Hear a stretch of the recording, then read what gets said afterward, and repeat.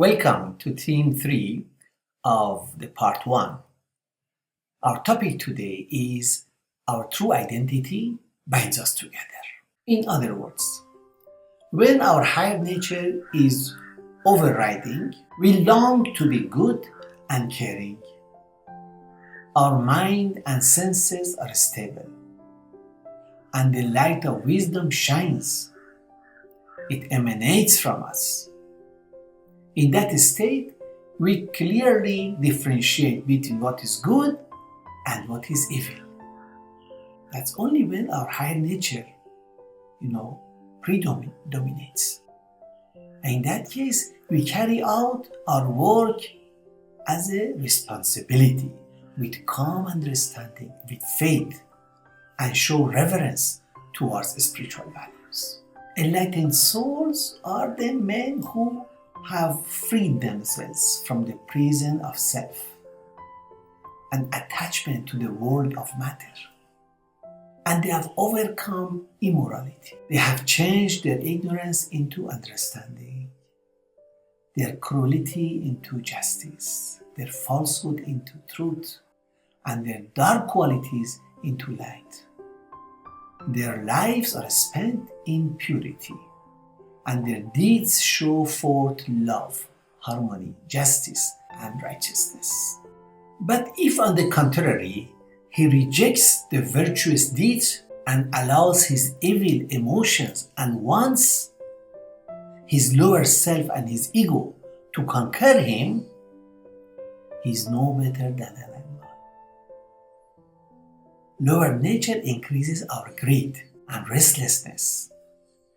When the lower nature dominates, we become full of attachment and longing for results. In such a state, when self-interest dominates one's power of judgment, he cannot see right and wrong properly. The lower nature does not allow detachment from material things and one's possessions. When our lower nature produces great deal of hopes and illusions, the result is ambiguity, clarity goes, idleness, fantasy, only vain imaginations come to us, persistence, revengefulness, self-centeredness, and doubt. This is the result of the working of the lower nature.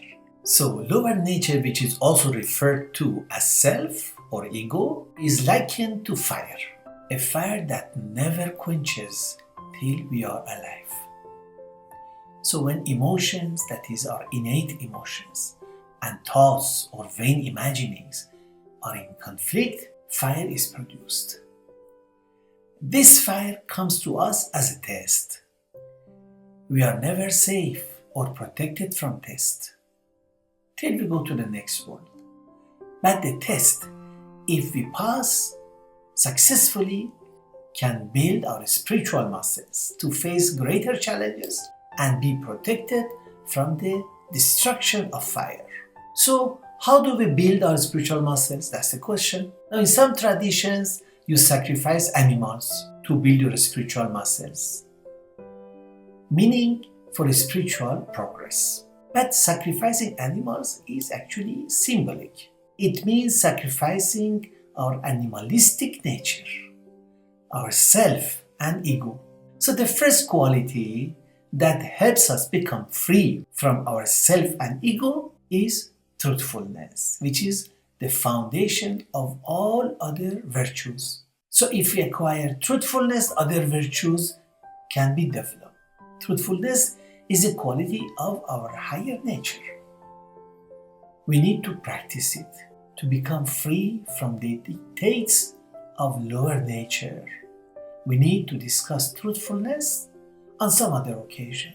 So friends, our identity, that is our names and titles, positions, etc., is what society gives us. That is our outer identity. But it is temporary. And some people try to maintain and develop that outer identity only, at least in the eyes of others.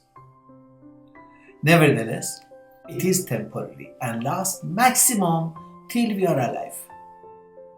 But people are concerned about leaving behind good names. Again, identity to continue, that outer identity.